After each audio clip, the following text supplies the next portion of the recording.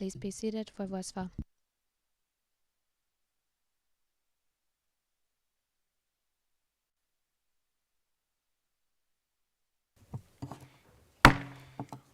L'audience est reprise. Bon après-midi à toutes et à tous. Je voudrais juste vérifier avec les partis et les participants s'il y a des changements dans la composition des équipes. Monsieur le procureur. Effectivement, Monsieur le Président, Mesdames les juges, en raison de contraintes professionnelles impérieuses, Monsieur le procureur Kermikan et Monsieur le procureur adjoint Nyang ont dû rejoindre leur bureau, ainsi que Sandra Schotters et Marie-Jeanne Sardachti. Le reste de l'équipe de l'accusation est inchangé. Merci beaucoup, Monsieur Duterte. Du côté de la défense, Maître Taylor. Maître Taylor. Merci, Monsieur le Président. C'est la même composition, Monsieur le Président. Merci. Merci beaucoup, Maître Taylor. Du côté des représentants légaux des victimes, Maître Ncita. Oui, merci, Monsieur le Président. Du côté des représentants légaux des victimes, il y a la deuxième assistante du terrain, Madame Janine Ilunga Kapinga, qui a rejoint l'équipe sur le terrain. Je vous remercie. Merci beaucoup, Maître Ncita. Alors, sans plus tarder, je vais passer la parole au bureau du procureur pour la suite et certainement la fin des conclusions finales. Monsieur le procureur. Je vous remercie effectivement, Monsieur le Président, Mesdames les juges. J'en noterai pour environ 40 minutes au maximum. Nous étions laissés avant la suspension d'audience sur une liste non exhaustive des nouveaux interdits et nouvelles obligations qui pesaient tout particulièrement sur les femmes. Toutes ces règles, dont j'ai énuméré une partie, ont été diffusées parmi la population, y compris à la radio et lors de prêches dans les mosquées. Un exemple parmi tant d'autres, Monsieur le Président, Mesdames les juges.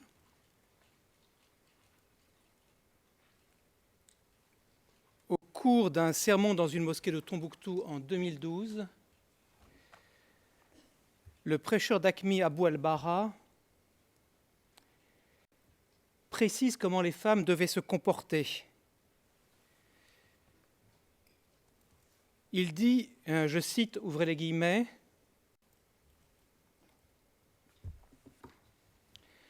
« Les femmes ne doivent pas marcher en faisant des claquements. » Il fait référence là aux bijoux qui font du bruit. « Elles doivent, dit-il, cacher leur parure et elles doivent porter des vêtements qui couvrent leur corps tout entier. »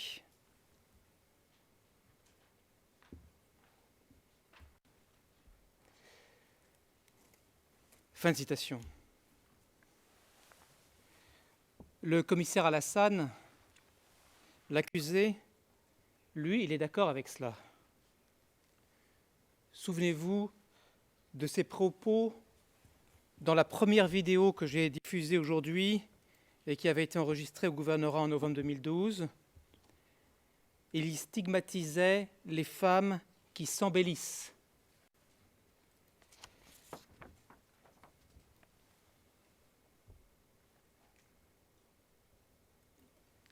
Cette persécution des femmes, Monsieur le Président, Mesdames les juges, ne relève pas uniquement du travail de la police.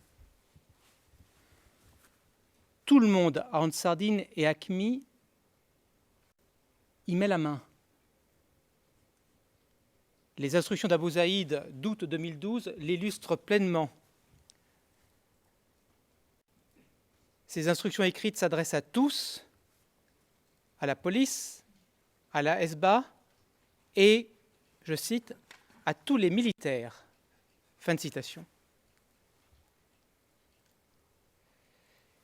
Et que dit-il Abou Zaïd, le gouverneur entre guillemets de Tombouctou? Il dit que si une femme est trouvée dévoilée en public, l'homme qui l'accompagnait doit lui imposer le port du voile. En cas de résistance répétée, clairement on ne peut pas refuser, son tuteur devait être prévenu et si elle récidive, le tazir doit être appliqué.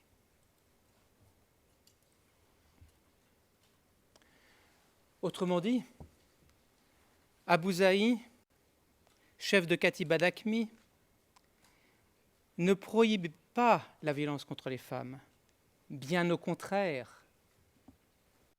Il l'institutionnalise et il se contente de la réguler après les multiples exactions qui ont déjà eu lieu contre les Toubouctiennes et les plaintes de la population qui ont suivi.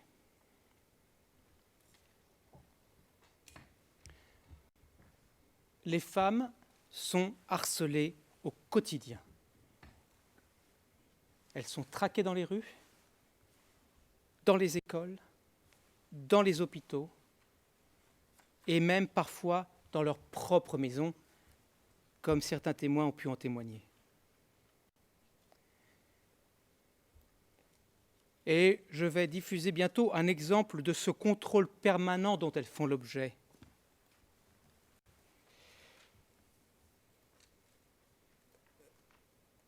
Et ça illustre bien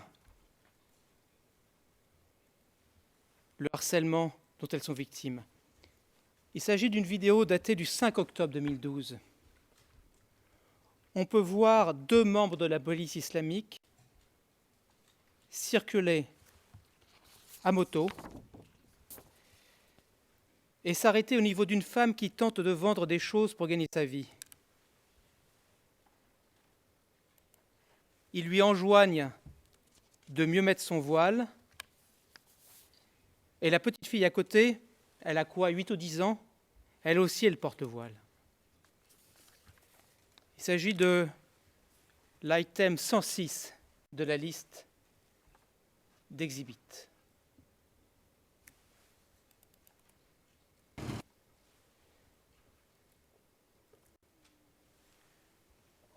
Je lance la vidéo.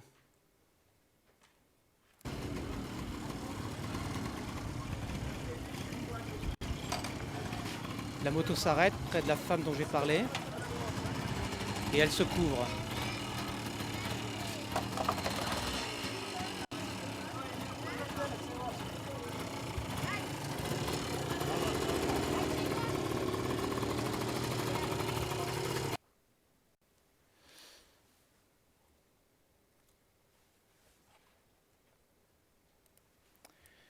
Scène de vie quotidienne à Tombouctou pour les femmes, Monsieur le Président, Mesdames les juges. C'est ça la réalité. Et à ce propos, qui dans la chaîne hiérarchique de la police répercutait les ordres de ralette aux policiers pour composer les patrouilles chargées de faire respecter les différents interdits, y compris ceux pesant sur les femmes? Eh bien, c'est Alassane. Il l'a reconnu devant les enquêteurs du bureau du procureur. Et il a dit, je cite, ouvrez les guillemets, « Je fais allusion au travail de la police de la circulation, au travail des patrouilles. J'inscrivais les noms, c'est-à-dire les noms des hommes, chaque jour, la garde de ceci ou celui-ci. » Fin de citation. Transmettre les ordres d'Adama ou de Khaled, c'est toujours donner un ordre. Sur la vidéo, la femme obéit immédiatement. Elle sait certainement à quoi elle s'expose. Les femmes qui ne respectaient pas les règles, volontairement ou par oubli, étaient battues ou arrêtées et emprisonnées dans des conditions inhumaines.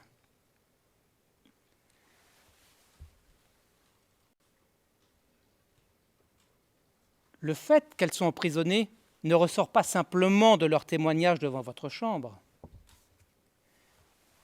C'est confirmé par le premier chef de l'AESBA en personne. Et je fais référence à M. Almadi, alias Abou Tourable. Il dit dans une interview que l'on trouve facilement sur Internet, et c'est en date du 28 septembre 2012,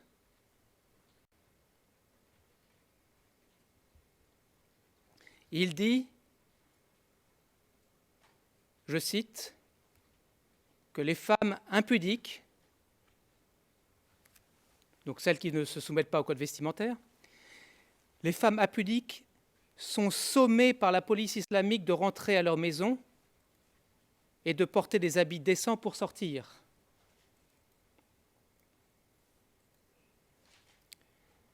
Dans de rares cas où des jeunes filles s'entêtent, elles sont maintenues sur place ou emprisonnées dans les lieux de détention spéciaux. Fin de citation. Parce que essayer de faire usage de ces droits et libertés fondamentaux, ça s'appelle s'entêter, Monsieur le Président, Mesdames les juges.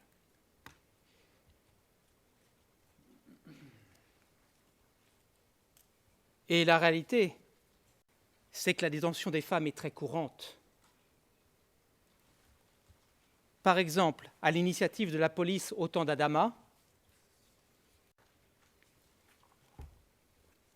qui a été démis de ses fonctions, mais sans doute car il avait arrêté des femmes arabes et non Bambara. Également à l'initiative de l'AESBA sous la direction de Mohamed Moussa. L'AESBA, sous son commandement, a souvent détenu des femmes et des filles au guichet automatique de la BMS. Ce guichet qui jouxte la Banque malienne de solidarité.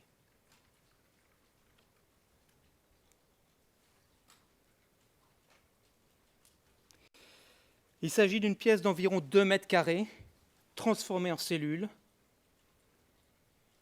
Les femmes pouvaient y rester séquestrées à plusieurs, y compris des femmes enceintes. Je fais référence au témoignage de P0099.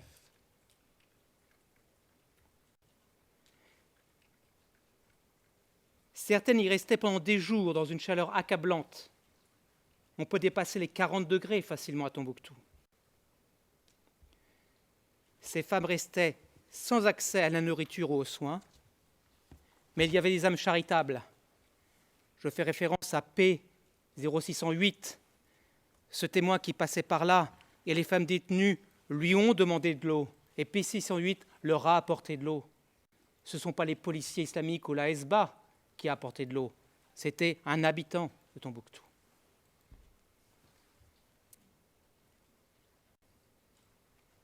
Ces femmes subissaient en outre des conditions sanitaires déplorables. Elles devaient uriner sur place. 6 mois plus tard, lorsque P55, le médecin légiste du bureau du procureur, est allé sur place, ça sentait encore l'urine.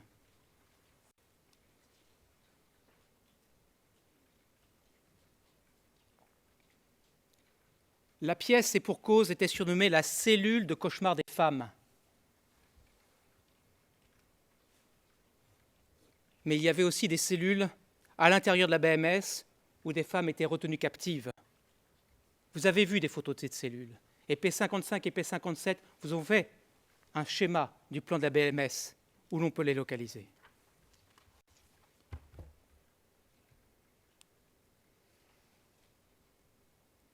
J'ai dit cauchemar, mais on n'a pas évoqué encore le plus sordide. Placées sous le joug des hommes armés, certaines femmes et jeunes filles,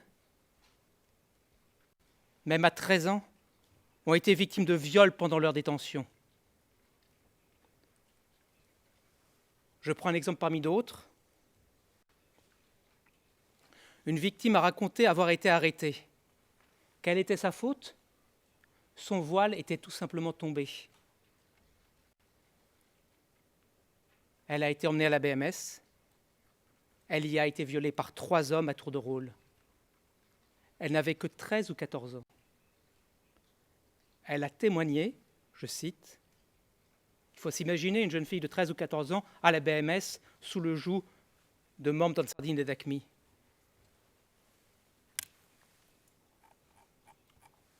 Elle indique, je cite, ouvrez les guillemets, « Je ne pouvais pas me défendre. Je n'avais pas d'armes et je n'avais personne pour me protéger.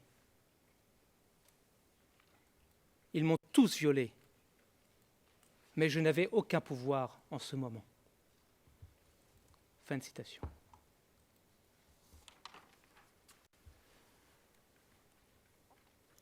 Ces incidents de viol en détention pendant l'occupation d'Ansardine et d'AQMI, Monsieur le Président, Mesdames les juges, ne sont pas des actes isolés ou individuels, comme on a pu l'entendre du côté de la défense.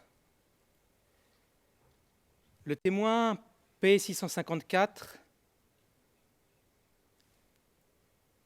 bien informé, a indiqué que dans la population, il se disait que dans la plupart des cas, les filles détenues, je cite, sont victimes de viols par les combattants. Fin de citation.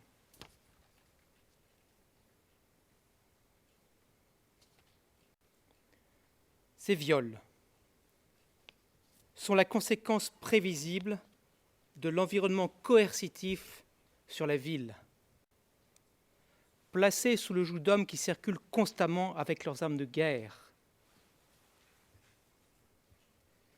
Ces viols sont la conséquence du dessein poursuivi par Ansardine et AQMI d'imposer leur pouvoir et contrôle sur les femmes et jeunes filles, de les harceler, de les arrêter et de les détenir, les plaçant ainsi à la merci de leurs bourreaux. À chaque fois, on a le même modus operandi.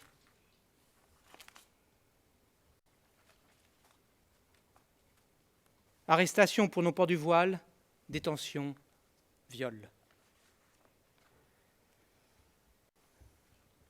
Ils ont fait usage de leur force qu'ils ont exercée sur les femmes et jeunes filles de Tombouctou laissées sans défense.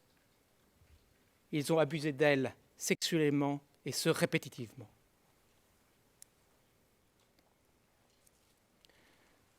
Dans une ville occupée et surarmée, où les femmes font l'objet d'une vision discriminatoire, où elles sont pourchassées et détenues, sans contrôle d'un juge, sous la garde exclusive d'hommes qui se considèrent comme les maîtres de la ville, il est clair que toute femme et jeune fille est exposée en détention à un risque de viol intervenant dans le cours normal des événements. Et ce sont les leaders d'Ansardine et d'AQMI qui ont sciemment mis sur pied le système répressif qui a permis à ces crimes de se produire.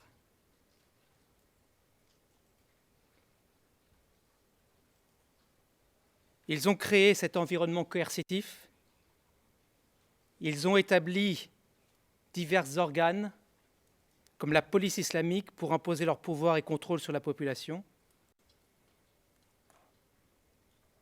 Ils ont exposé les jeunes femmes et jeunes filles détenues au risque de viol.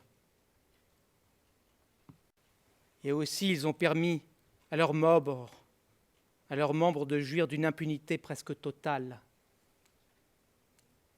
Un exemple est particulièrement illustratif.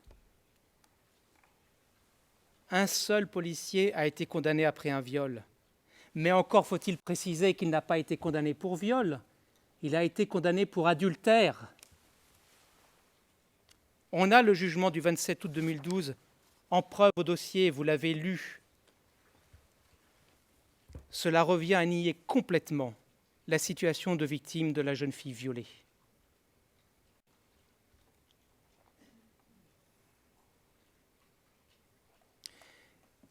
Et on ne peut certes pas dire que les chefs d'Ansardine et d'AQMI ignoraient les choses ou que c'était un phénomène gonflé post-factum par les ONG.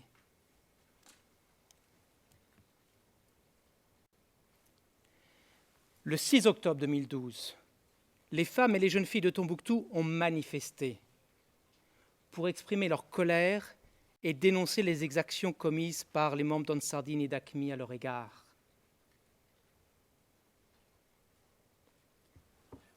Environ 200 femmes et jeunes filles de Tombouctou, rassemblées pour l'occasion, ont demandé le départ de Mohamed Moussa, l'arrêt de l'imposition du voile et la fermeture de la prison pour femmes.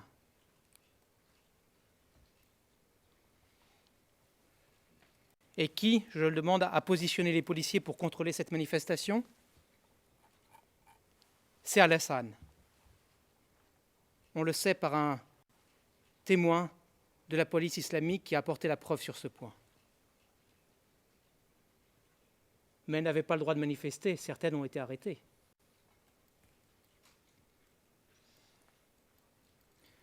Deux jours plus tard, le 8 octobre 2012, un article de Jeune Afrique rapporte les propos de l'organisatrice de la manifestation. Je cite, ouvrez les guillemets. C'est avec le cœur brisé que nous avons marché. Nous sommes des musulmanes et nous connaissons parfaitement la charia. Mais le chef de la brigade des mœurs islamiques, Mohamed Moussa, fait des choses inadmissibles. Il ordonne notamment des arrestations abusives au marché et dans les quartiers. Il emmène certaines des femmes arrêtées chez lui pour les violer.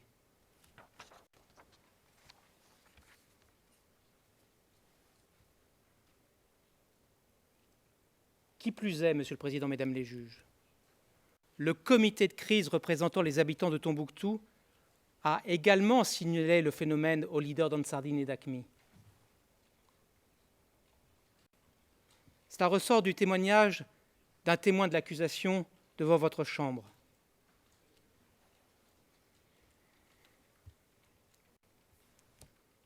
Il précise qu'un membre du comité de crise a évoqué le cas d'une femme qui, je cite, ouvrez les guillemets, a beaucoup souffert cette nuit-là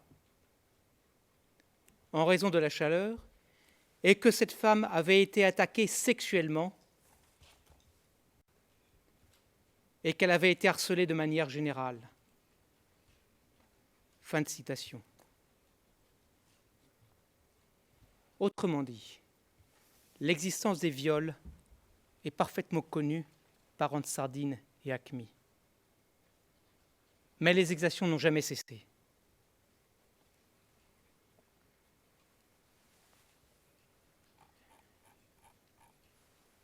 Et en plus des viols en détention, les Tombouctiennes ont aussi été victimes de viols et esclavages sexuels perpétrés dans le cadre de mariages, entre guillemets, qui leur étaient imposés. De tels mariages servaient un triple objectif. Premièrement, ces soi-disant mariages servaient notamment des fins politiques, à savoir renforcer le contrôle et l'intégration d'Ansardine et d'AQMI dans la population locale.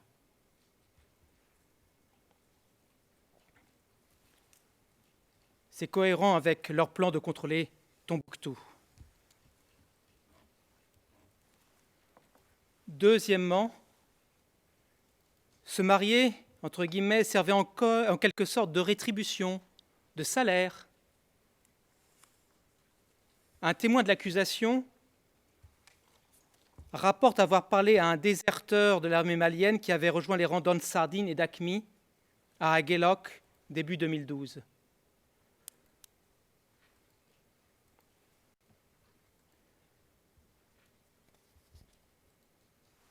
Ce déserteur lui a dit que, je cite, ouvrez les guillemets, c'est en anglais, « When you join the fighters », Quand tu rejoins les combattants, tu obtiens une femme. Et ce déserteur lui a aussi dit que Iyad Agrali lui-même lui avait donné une femme.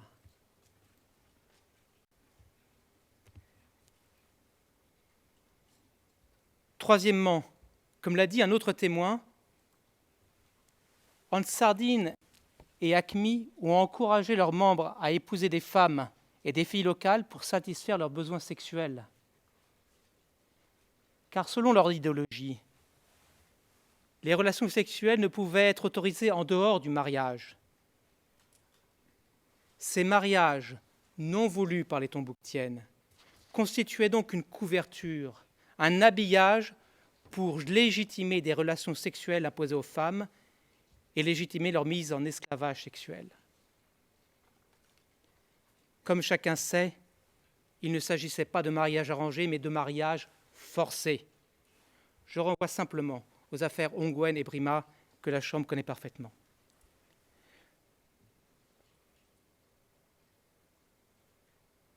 Et les éléments de preuve démontrent que pour obtenir un mariage entre guillemets avec des femmes et des jeunes filles de Tombouctou, les membres d'Ansardine et d'Acme ont utilisé la force ou la menace de la force et ont pris avantage de l'environnement coercitif qu'ils avaient instauré en ville.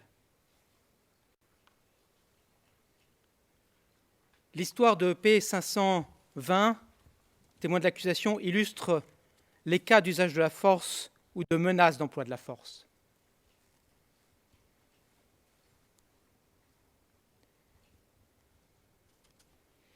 P0520 a été approché par des membres d'Ansardine Acme pour épouser leur chef. Ils lui ont dit, je cite, « Comment est-ce que tu peux dire que tu ne nous aimes pas ? C'est nous qui contrôlons tout ici. C'est nous les chefs ici. » Et voici ce monsieur. C'est lui qui est notre chef et qui dit qu'il t'aime. Fin de citation. L'un d'eux a alors pointé son arme sur elle et a menacé de l'amener de force si elle n'acceptait pas le mariage. Après une cérémonie religieuse à laquelle elle n'a même pas participé, P520 a été mis dans leur véhicule et emmené de force à une maison. Elle a subi un mariage contre son gré, a été séquestrée et violée. Mais en dehors de l'usage de la force et de la menace de la force, les membres d'Ansardine et d'Acme ont tout simplement aussi profité de l'environnement coercitif qu'ils avaient créé.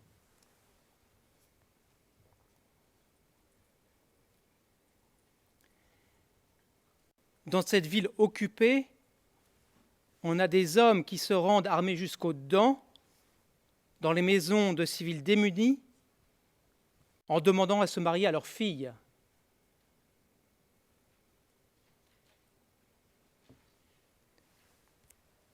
Vous avez la preuve au dossier. Alors, qui, dans de telles conditions, peut croire vraiment que les Tombouctiennes et leurs familles donnaient leur accord librement? Et par exemple, après que le témoin P0602 et son père ont refusé la demande en mariage, les membres d'Ansardine et Acme ont insisté et continué à venir chez eux. P0602 a témoigné, je cite, « On était obligé de céder ». Fin de citation. Parce que, ouvrez les guillemets,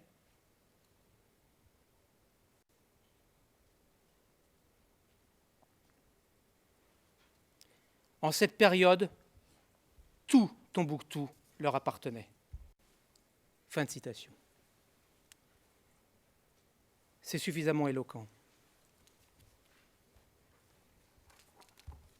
Il est indéniable, Monsieur le Président, Mesdames les juges, que le commissaire Alassane, adjoint du chef de la police islamique, a fortement contribué à maintenir et à renforcer l'environnement coercitif à Tombouctou, qui à son tour a permis et facilité ces crimes. Qui plus est, des hauts responsables d'Ansardine et d'AQMI originaires de Tombouctou, dont Alassane lui-même, Almadi, Ouka Ouka, Mohamed Moussa, sont parfois intervenus comme médiateurs pour arranger un soi-disant mariage entre les éléments d'Ansardine et d'AQMI et les femmes locales.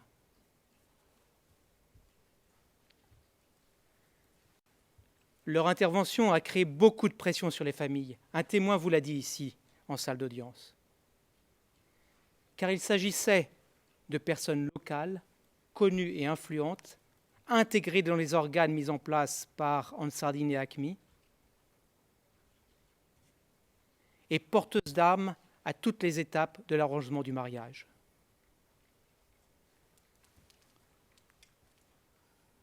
Bien plus, dans ce contexte global de coercition, Ansardine et AQMI ont systématiquement encouragé la pratique de tels mariages en toute connaissance de cause. Premièrement, les leaders et autres membres importants ou connus d'Ansardine et AQMI se sont mariés à des femmes et jeunes filles de la ville, et de nombreux autres ont suivi leurs exemples et ont procédé à des mariages forcés.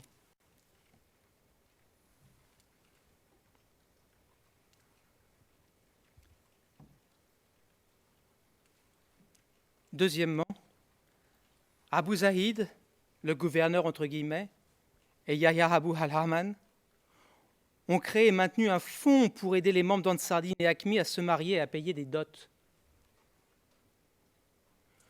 Tous les membres célibataires de la police ont reçu 300 000 francs CFA pour le mariage. Et la majorité d'entre eux se sont mariés. Et on retrouve encore là Alassane, l'accusé. Il a reconnu qu'il rédigeait des demandes adressées au chef de la police ou à Abu Zahid au nom des membres de la police qui désiraient de l'argent pour des dots.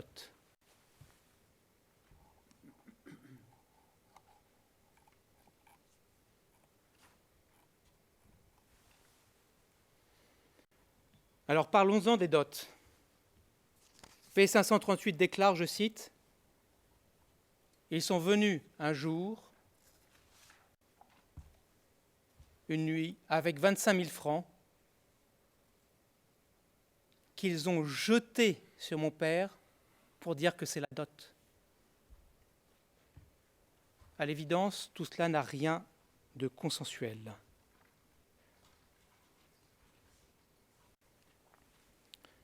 Dans de nombreux cas, il y a eu des sortes de cérémonies de mariage.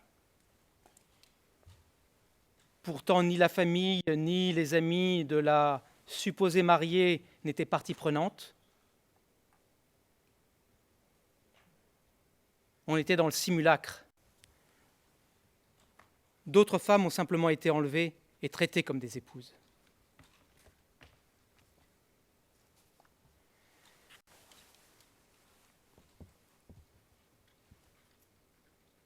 Et une fois mariées, entre guillemets, les victimes étaient généralement séparées de leurs proches et amis et soumises à des restrictions sur leurs déplacements et contacts avec leurs familles et leurs amis.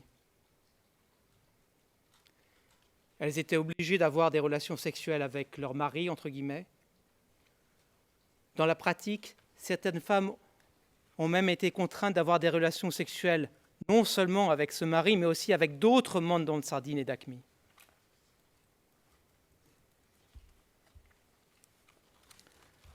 Par exemple, après que P538 a tenté d'échapper à son mari, elle a été enfermée et violée par 4 hommes armés différents. Et en fait, c'est le mari, entre guillemets, qui a ordonné le viol collectif pour la punir. P538 a déclaré, je cite, ouvrez les guillemets, c'est lui-même qui disait à ses compagnons que comme j'ai refusé son mariage,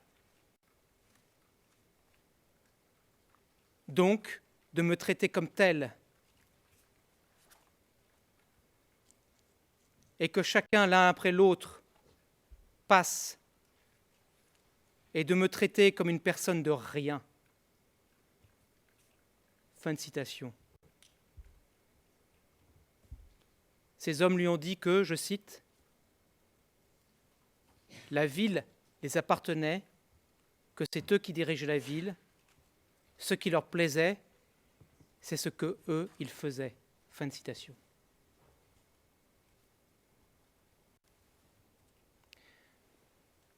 Certaines femmes sont tombées enceintes à la suite de ces relations forcées et ont ensuite donné naissance à un enfant. D'autres ont pu avorter.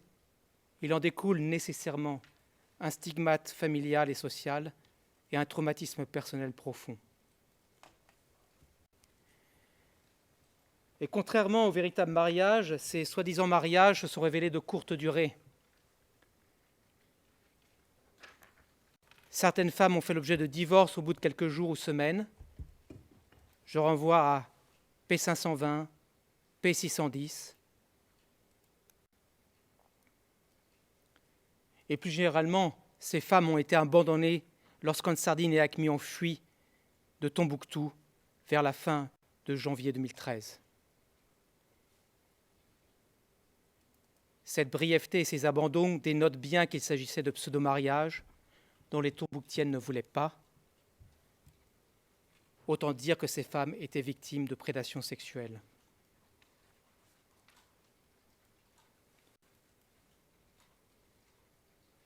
Au total, Monsieur le Président, Mesdames les juges, les interdictions aussi variées que multiples, les violences diverses, les arrestations, les mariages forcés, les viols, et plus généralement, toutes les mesures restrictives de droits et libertés fondamentales dont les femmes ont fait l'objet, ont bien pris la forme d'une véritable campagne d'agression, d'oppression et de persécution.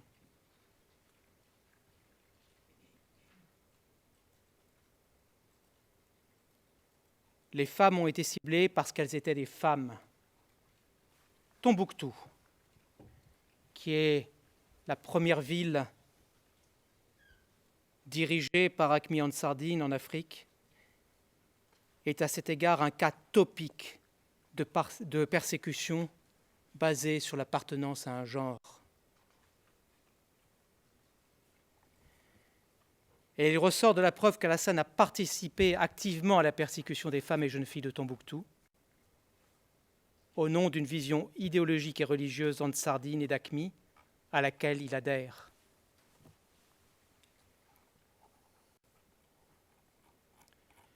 Plus spécifiquement, le commissaire Alassane, adjoint au chef de la police, a contribué à la commission des crimes de mariage forcé, d'esclavage sexuel et de viol en détention, qui faisaient partie des actes sous-jacents du crime de persécution fondé sur le genre.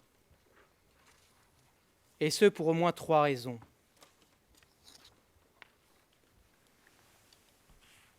D'une part, en tant que haut responsable de la police, le commissaire Alassane a contribué à maintenir et à renforcer l'environnement coercitif à Tombouctou, qui à son tour a permis et facilité ces crimes.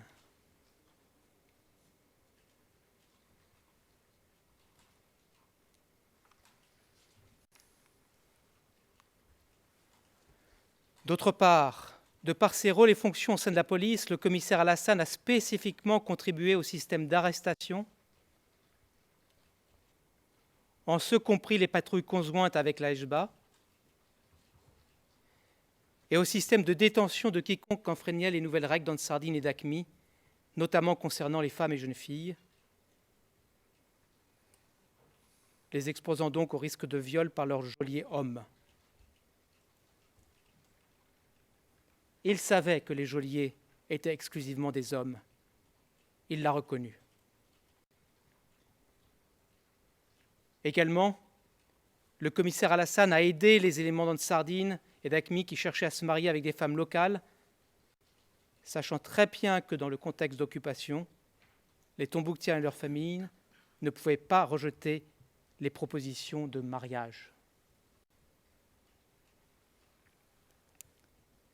Le commissaire Alassane, adjoint au chef de la police, est donc responsable des crimes sexuels inclus dans les charges.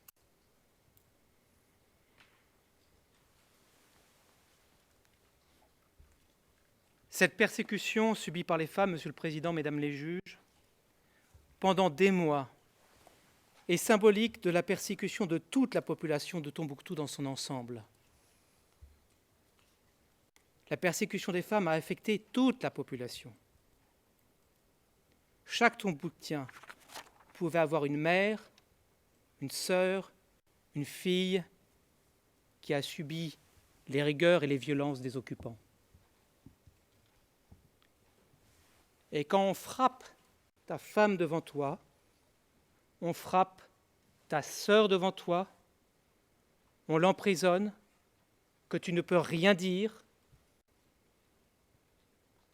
on frappe ta propre mère devant toi, tu ne peux pas parler parce que tu as les mains nues, alors tu perds ta dignité.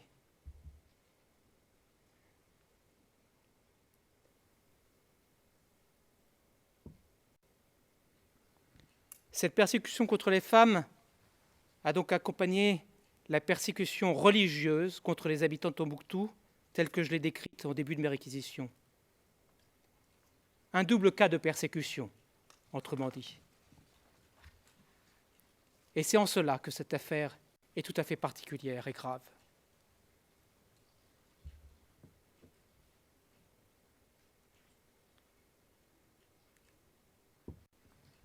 Permettez-moi un mot maintenant très rapide sur les mausolées qui font partie des charges et qui faisaient la fierté de la ville et qui est illustratif de cette persécution religieuse. Il est incontestable qu'Ansardine et AQMI les ont détruits. C'est un exemple de travail collectif où les bataillons de sécurité, l'AESBA, la police, tous travaillent main dans la main pour détruire ce qui faisait l'emblème et la fierté de Tombouctou, la ville aux 333 saints. On a une vidéo que je ne passerai pas pour des questions de temps au cimetière Sidi Mahmoud, où on voit la police avec armes et burins s'acharner sur le mausolée éponyme, le mausolée Sidi Mahmoud.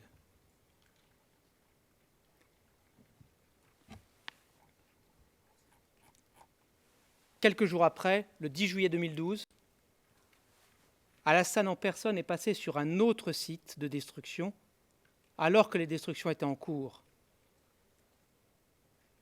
Et je fais référence au site des mausolées Bahaber Babadié et Ahmed Foulané, qui jouxtent la grande mosquée Djingar-Héber. Alassane a déclaré aux enquêteurs, je cite,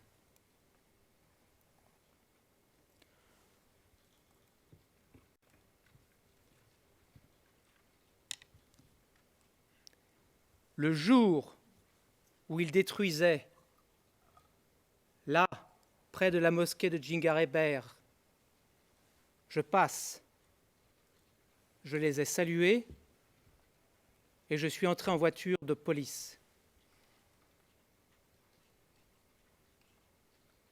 J'ai vu Abou Tourab et Talha qui étaient là. Je les ai salués tout en passant sur la route. Ce jour-là, je ne me souviens pas de la tâche que je faisais.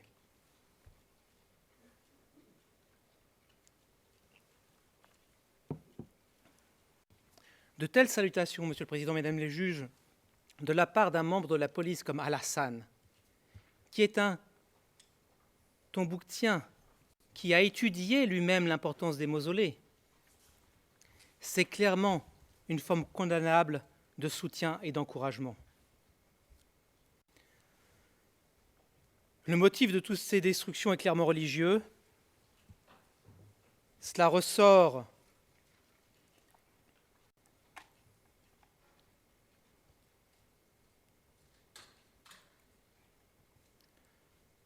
d'une vidéo enregistrée en juillet 2012 à la mosquée Sidi Yahya, dont la porte latérale, considérée comme sacrée,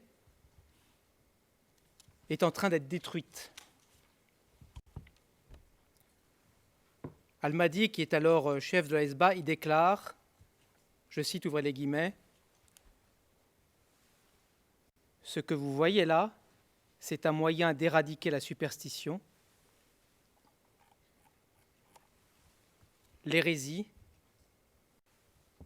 et toute chose ou subterfuge susceptible de conduire au polythéisme. »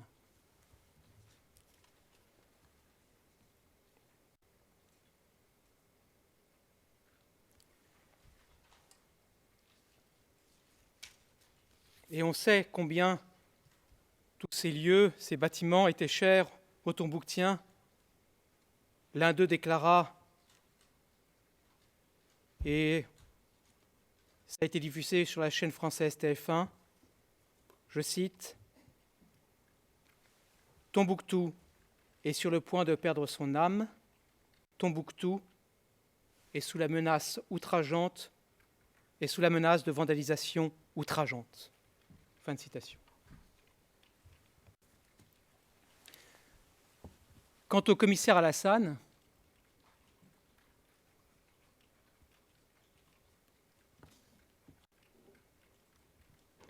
il est parfaitement conscient du motif religieux qui guide toute l'action d'Ansardine et d'Aqmi dans toute sa campagne de persécution des habitants.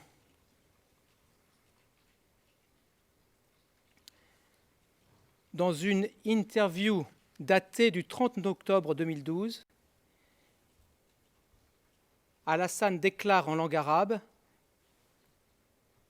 je cite la traduction en français, ouvrez les guillemets, « La loi des mécréants sévissait depuis 120 ans au Mali. Maintenant, ces 120 années sont terminées. Une page noire. Nous devons ici appliquer la loi islamique et défendre la loi islamique jusqu'à la mort. » Je vais vous passer cette vidéo sans le son puisque je viens de vous en lire les contenus. C'est l'article, l'item 103 de notre liste.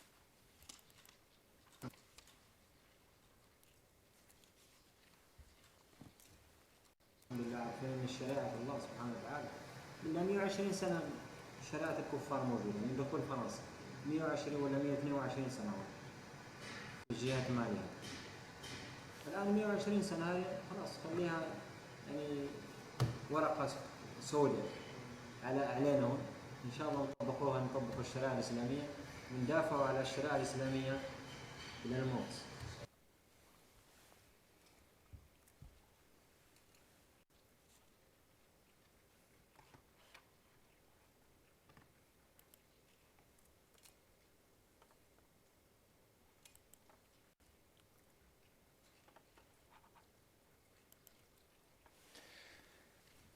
Et non seulement Alassane clame, mais aussi il revendique.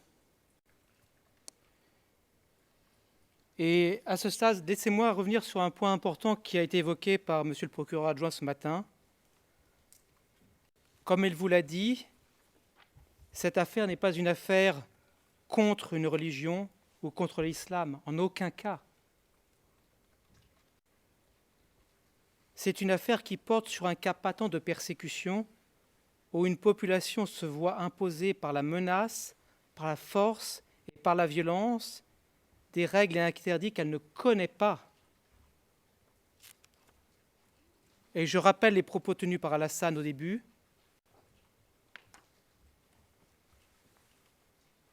Ouvrez les guillemets.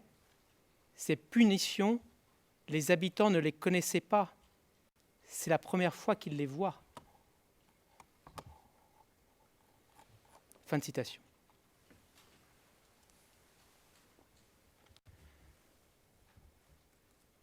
Alors la défense prétend qu'Alassane n'est qu'un banal interprète.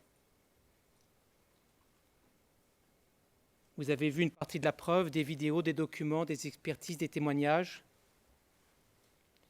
Qui a déjà vu un interprète donner des coups de fouet?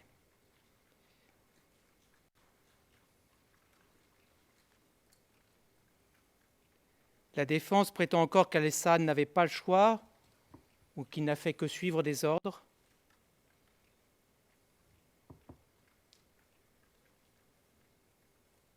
En fait, la défense procède à une sorte de mélange de diverses causes d'exclusion de responsabilité. Et ce, faute de pouvoir en caractériser une de façon précise, et faute d'amener des éléments factuels concrets au soutien de ces allégations. La réalité, Monsieur le Président, Mesdames les juges, le commissaire Alassane était un homme zélé. Il a gravi les échelons. Il était très clairement volontaire pour participer à la persécution des habitants.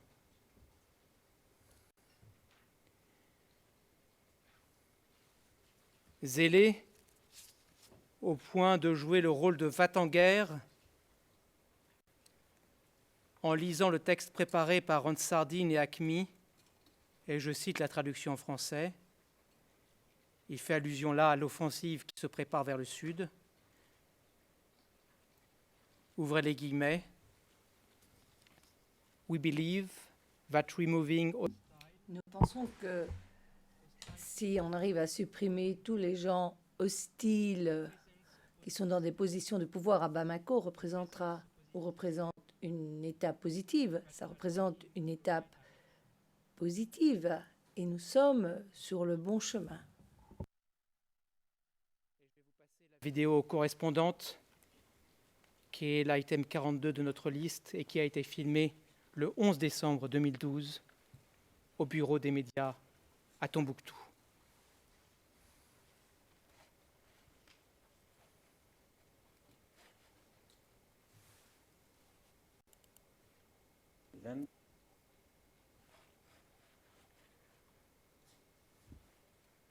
Si je peux, j'élargis.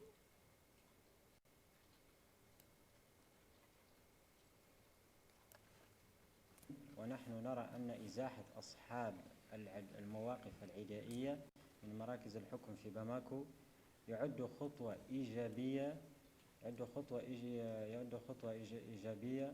لنا في الطريق الصحيح.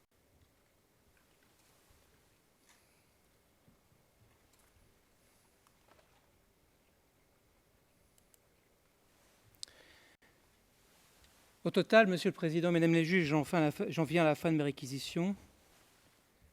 Comme l'a dit un témoin devant vous, je cite, « The main task ». À l'époque, la mission principale, telle que gérer les patrouilles dans les villes et organiser le trafic, mais aussi organiser les patrouilles extérieures, toutes ces tâches avaient été confiées à Alassane.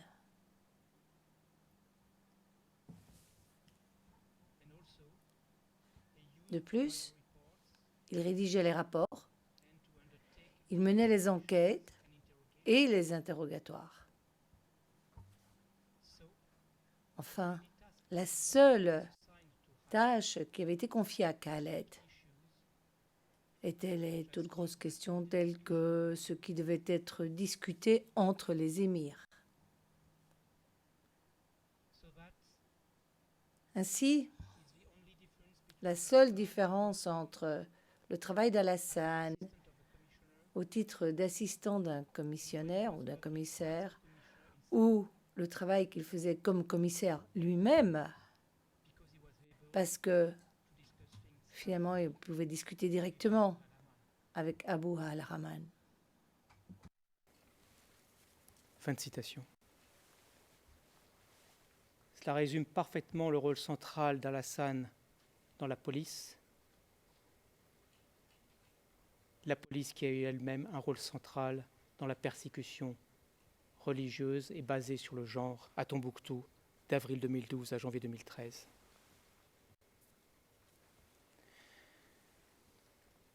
Monsieur le Président, Mesdames les juges, Tombouctou a vécu la longueur du temps et le temps de l'histoire. Tombouctou et sa population ont été sur le point de perdre leur âme sous les coups d'une oppression outrageante.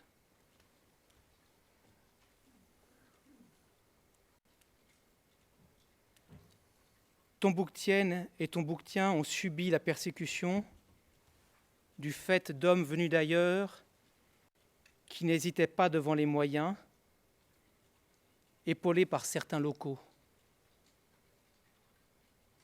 Alassane était l'un d'eux, et même l'un des plus importants. Les victimes attendent et espèrent votre jugement. Elles attendent et espèrent que vous dites le droit. Souvenez-vous de ces paroles que j'ai mentionnées il y a un quart d'heure d'une victime violée à la BMS et qui disait, je cite, « Je n'avais personne pour me protéger ».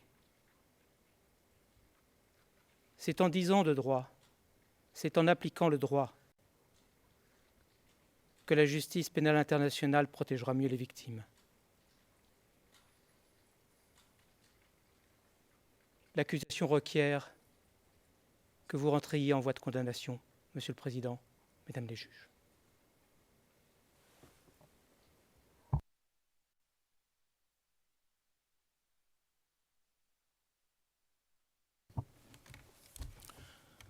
Merci beaucoup, Monsieur Duterte.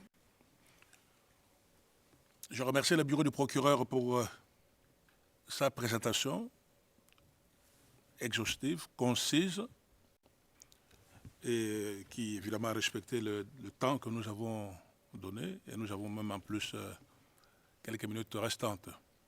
Alors, je me tourne maintenant vers les représentants légaux des victimes pour savoir, Maître Nsita, si vous êtes prêts à enchaîner directement.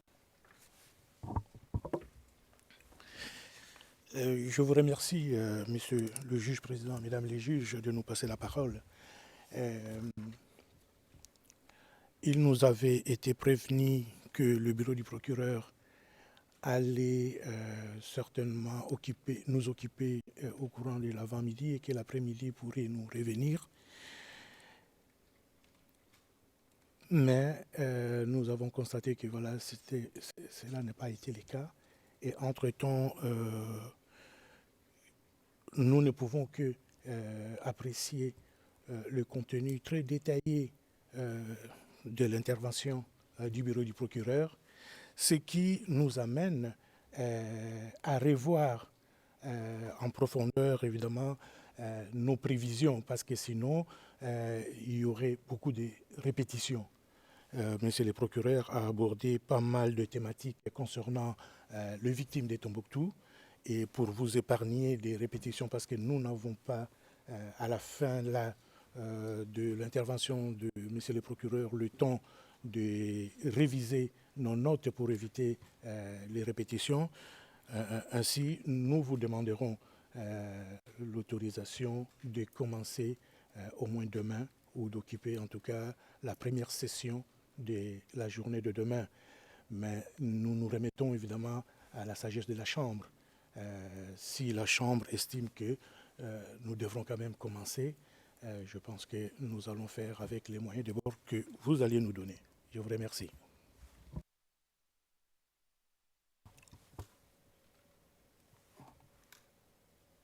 Merci beaucoup, Maître Sita. Je vais consulter mes collègues.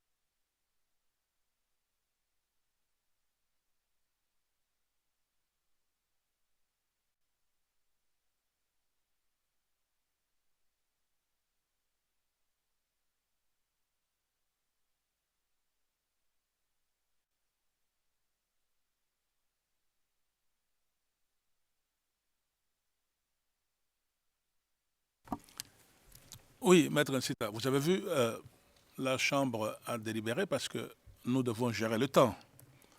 Nous n'avons que 3 jours. Et vous êtes sûr que demain, vous pourrez finir, par exemple, pendant la première session? Oui, Monsieur le Président, nous comptons respecter le temps qui nous avait été imparti par la Chambre. La Chambre nous avait imparti 1h30 d'intervention et nous nous sommes arrangés entre les 3 confrères parce que tous les 3 confrères allons intervenir. Et je commencerai l'intervention et mon intervention ne dépassera pas la demi-heure. Donc, je pense que nous allons respecter cette première, faire en sorte que nous terminons pendant la première session de l'audience de demain.